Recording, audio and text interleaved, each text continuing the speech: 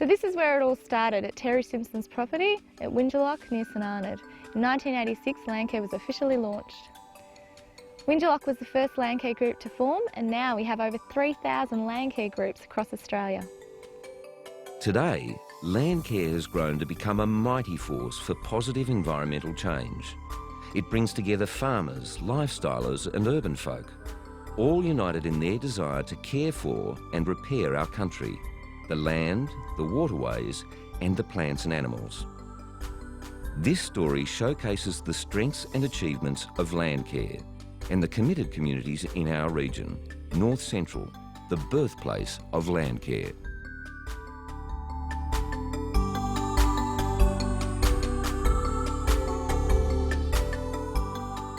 It was announced, it was announced that the Landcare launch was going to be here. As far as I was concerned, this was a totally appropriate place for it to be launched.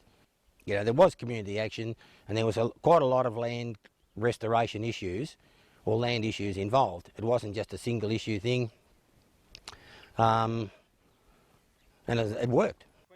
Landcare, it certainly has worked here.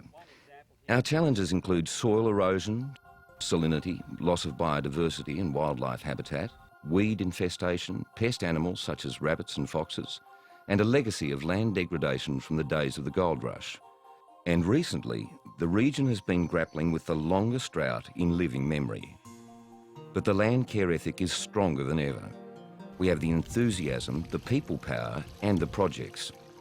Last year, our second generation Landcare grants funded close to 100 projects involving more than 50 groups. In 1 year, over 1,800 volunteers revegetated 890 hectares with trees, shrubs and native grasses. They rehabilitated 40 kilometres of our precious waterways and won countless battles with weeds across more than 40,000 hectares. Our Landcare groups also played a lead role in regional drought recovery projects. But our volunteers can't do it all on their own. Our 8 Landcare coordinators are the unsung heroes. They support the planning and delivery of on-ground works and develop our community's skills and capacities. The model for Landcare support in the North Central region is quite special.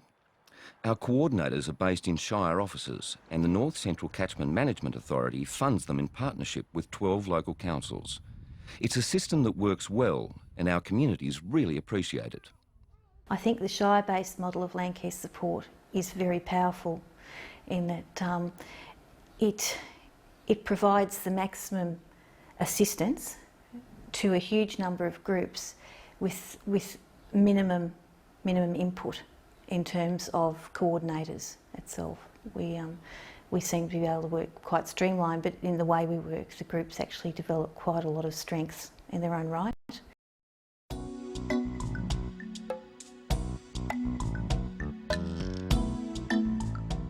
The Wichitella Community Landcare Group, in common with many other groups, formed to tackle a specific problem. In Wichitella's case, it is the prickly weed problem of wheel cactus, which thrives on the local hilltops, including here at Mount Buck-Rabanyul. It is aggressive, survives all conditions, loves the granite hills, seems to like the drought conditions, it thrives and it will just take over the land. There used to be rabbits on the mount and they used to eat the little ones when they came, but now they've got rid of the rabbits. These are just thriving. Sometimes it takes just one person to motivate a whole community. Inspiration for this group came when one woman, Beth Crutch, decided to act. I started back in 2001 because we had a big patch at our own place and I got rid of that, and then we cleaned up all the roads. And we used to go around every year, once a year, and clean up all the roads. And last year we decided, Janet and Joy and I, that we would make a determined effort, and away we went. And the three of us started cleaning up lots of paddocks, and we got the landholders encouraged, and we did 2,500 acres of ground. And now this year we've really started on the mountain. It's hard work on the difficult hilly terrain, but persistence is paying off. The local football clubs have joined in the effort, and the wider community turns out in force for special cactus busting days. Loddon Shire Landcare Coordinator Trevor Barker has been a tireless worker for the cause, and valuable project funding has come from second generation Landcare grants, North Central CMA drought recovery grants and the National Heritage Trust.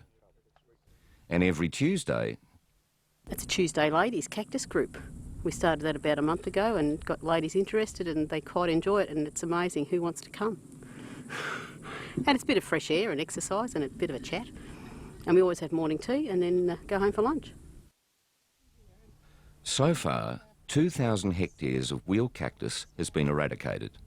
And this year the group was recognised for its efforts when it won the Victorian Weed Busters Award.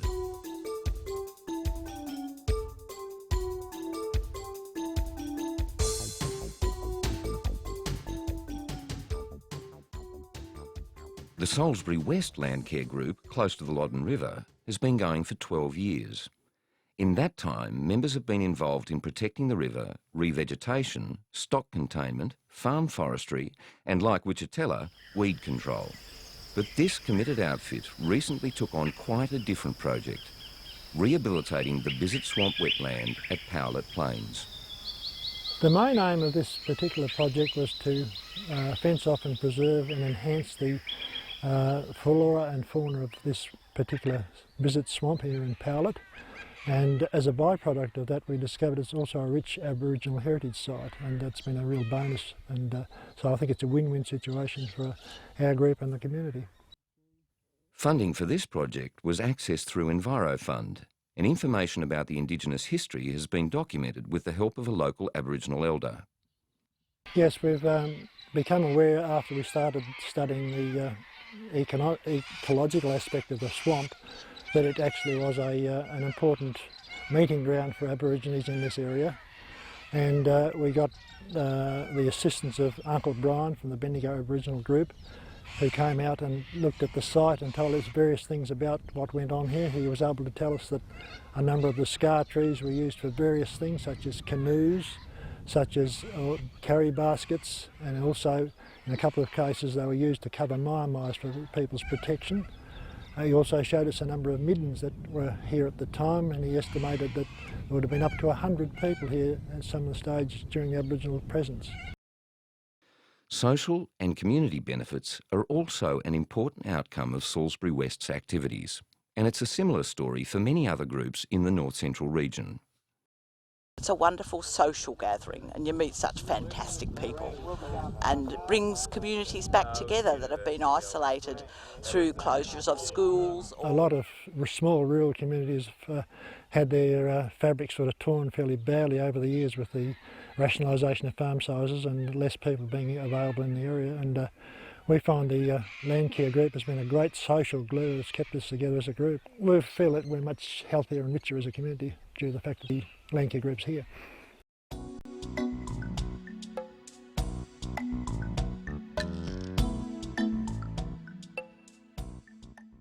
By contrast, the Northern United Forestry Group has members dispersed over quite a lot of country, with the pub at Raywood the popular venue for meetings. The main focus of this group is sustainable and profitable farming in the face of climate change. They're keen to research the viability of commercial agroforestry in low rainfall areas. Most members have on-farm plantations for sawlog and firewood production.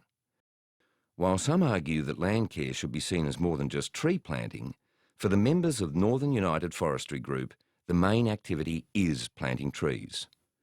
That's along with sharing their knowledge and experience at field days, site visits and through their website. Members have even produced and distributed a DVD. This features the showpiece of this group's work, this 50-hectare demonstration project at Kamarooka, 30 kilometres north of Bendigo.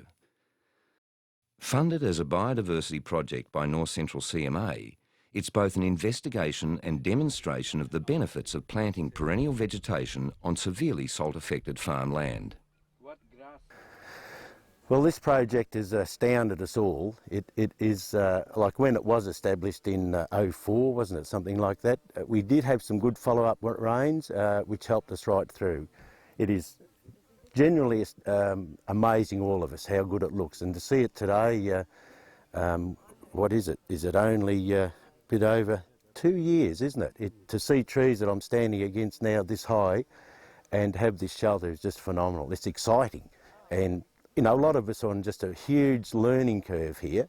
It's about, I sometimes think it's about 80-degree learning curve, learning about stuff that we all grew up with, to have thousands of sheep on a place and you get a drought like this and the dust blows and everything, and to see something like this that sheep can run amongst and have shelter, still have feed, is just fantastic.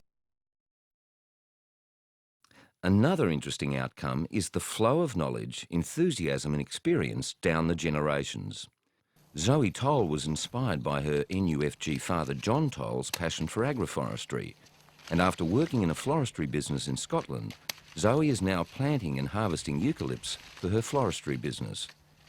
I thought I'd just put a different spin on it all, and I started researching for a start all these different eucalypts for their floriculture value. So I wanted to plant them so that I could use them for flowers and foliage, so I didn't have to buy them. And they've flowered after, it's nearly about 2.5 years they started flowering, some of the varieties. And I've used Eucalyptus tetragona, which is of high value in the floriculture industry. I've used a lot of that in flower arrangements, which is really fantastic. Zoe is now secretary of her own local Landcare group at Gunbower, and she's very keen to involve more younger people. Now that I'm involved in the Landcare group, hopefully we're going to try and get some more people involved, especially young people. Traditionally, the Gunbower Landcare group hasn't really been, there hasn't been a lot of young people there, but yeah, there was half and half young people at this last meeting, so hopefully we'll get a lot more people involved. I'll push them.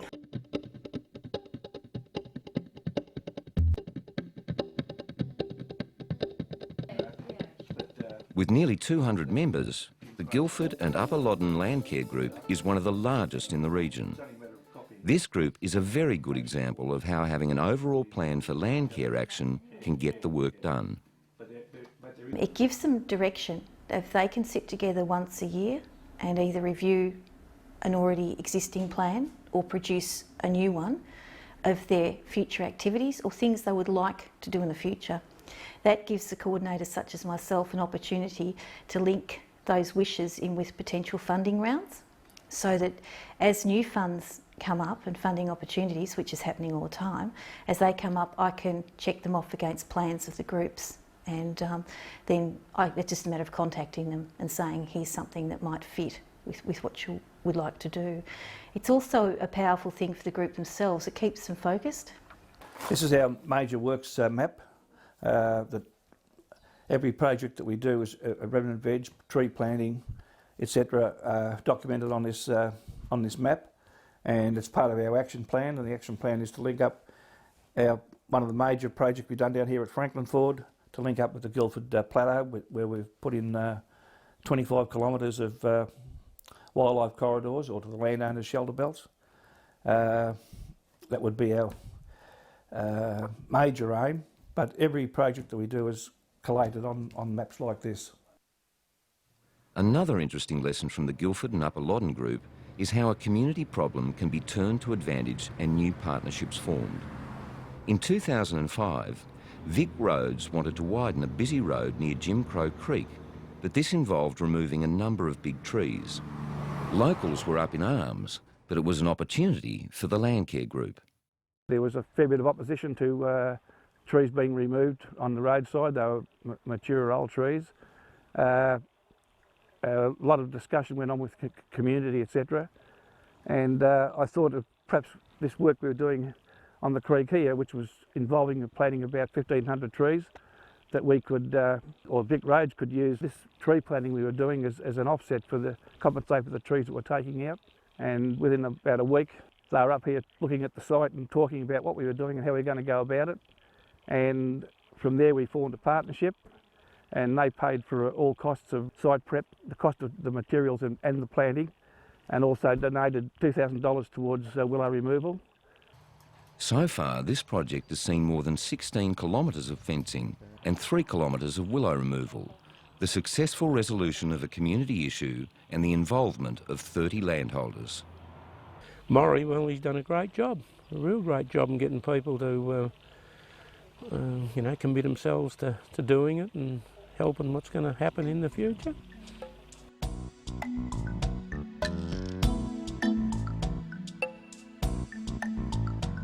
Heading north through the catchment, the Mid-Loddon Sub-Catchment Management Group combines 3 Landcare groups.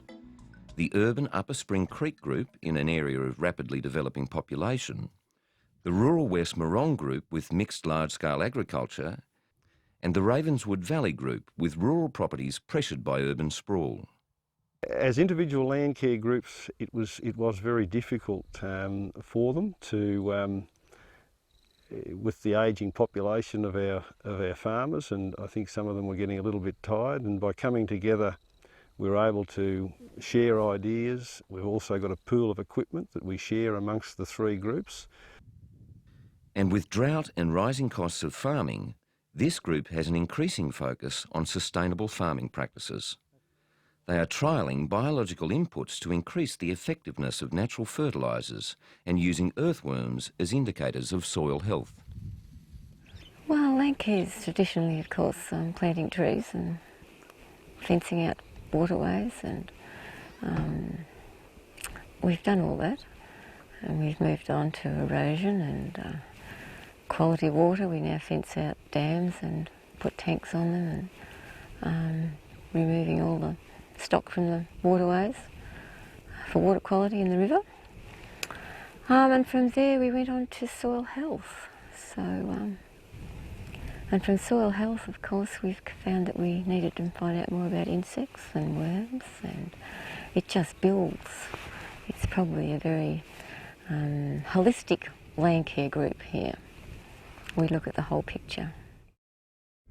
Well, we've always been interested in other methods of farming, and minimum tillage and direct drilling, and biological seem to be an interesting way to achieve some of the results, or some other avenue of looking at how we can produce our crops.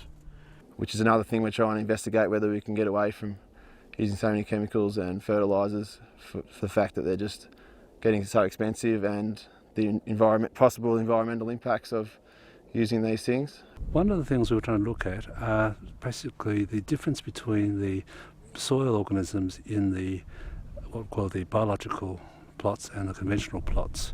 Hopefully what we can find is whether there's differences in the what we call stress levels of the earthworms in the conventional and the biological. Project funding for Mid-Loddon has come through the National Landcare Program, Enviro Fund and Second Generation Landcare grants. This support helps groups like this continue and expand their efforts to deliver positive on-ground environmental and community outcomes. Mid-Loddon has also managed to receive sponsorship for a direct seeding machine from SBI PowerNet. Over the time that we've had it, I think we've probably direct seeded in excess of 300 kilometres, and behind us here is an example of our first direct seeding that we did the first year we had the machine, which is I think about 2004. So I think it's of great benefit to the sponsors to see what a positive effect their input dollars can have in our landscape.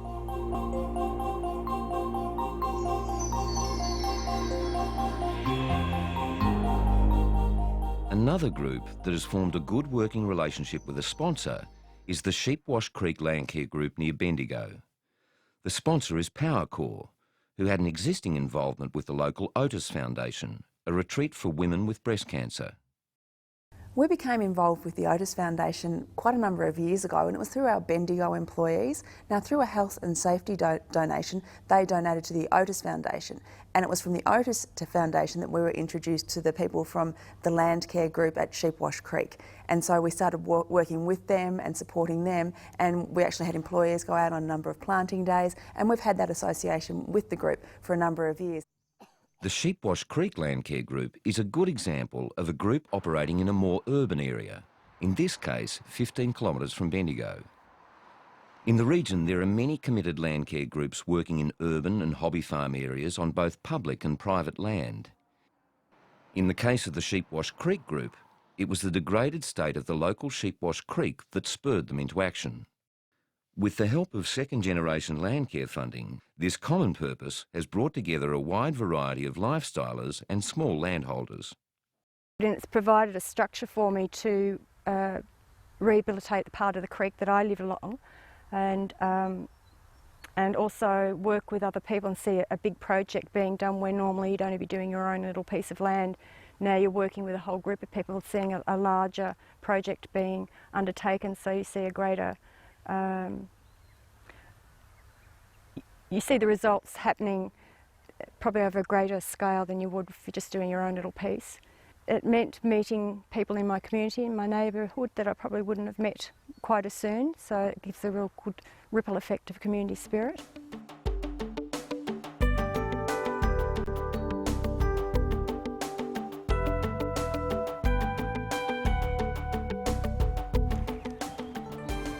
Landcare relies on an enthusiastic and committed next generation to carry on the good work in the future. So it's exciting that the Sheepwash Creek Landcare Group, like many others, has a close relationship with local schools. In this case, with the children at the St Francis of the Fields Catholic School. The school is situated beside both Sheepwash and Emu Creeks, an ideal place to develop environmental awareness and practice environmental action. With the support of the Landcare Group, the students take part in a very impressive environmental education program.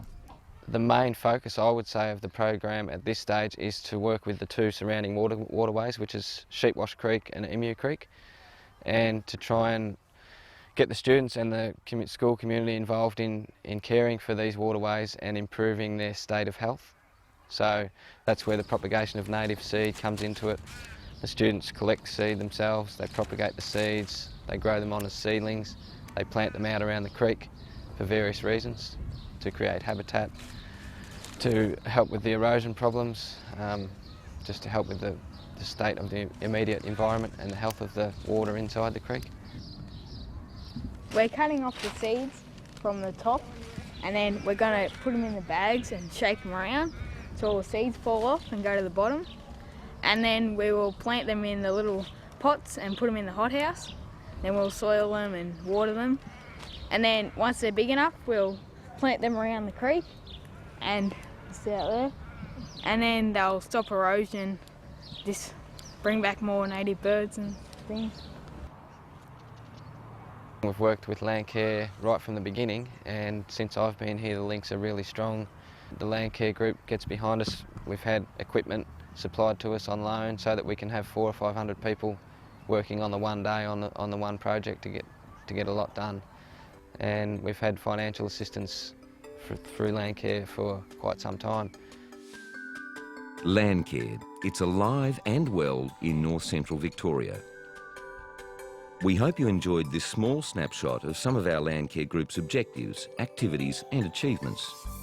Here in north central Victoria, we're very proud of our dynamic and high-achieving Landcare scene. We take our hats off to our hard-working, committed Landcare volunteers, and we greatly appreciate the important roles of our investors, our sponsors, our partner agencies, and of course, our committed Landcare support staff. Best of all, like the trees planted in those early days at Wingelock, we're all very much alive and growing. North Central CMA is incredibly committed to Landcare. It's all about making the environment better and pooling the resources to carry it out. I love being in it. That's the first thing I want to declare. It's a fantastic movement to be involved in. I'm passionate about Landcare. You know you're doing something useful, which really makes people feel good. You meet so many people, and the work that you are doing is so important. People should get involved in Landcare.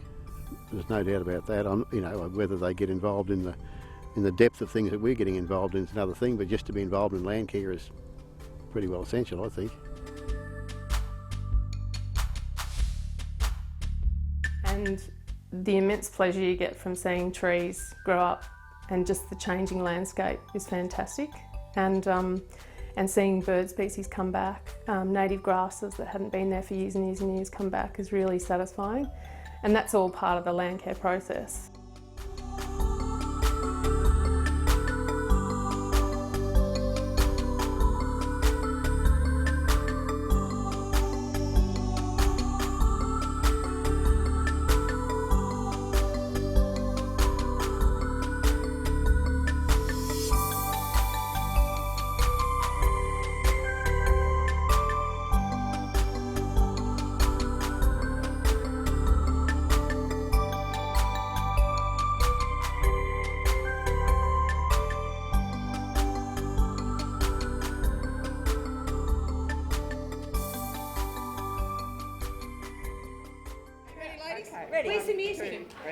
We are Landcare people all, and we rally at the call that the cactus on the hills is going mad.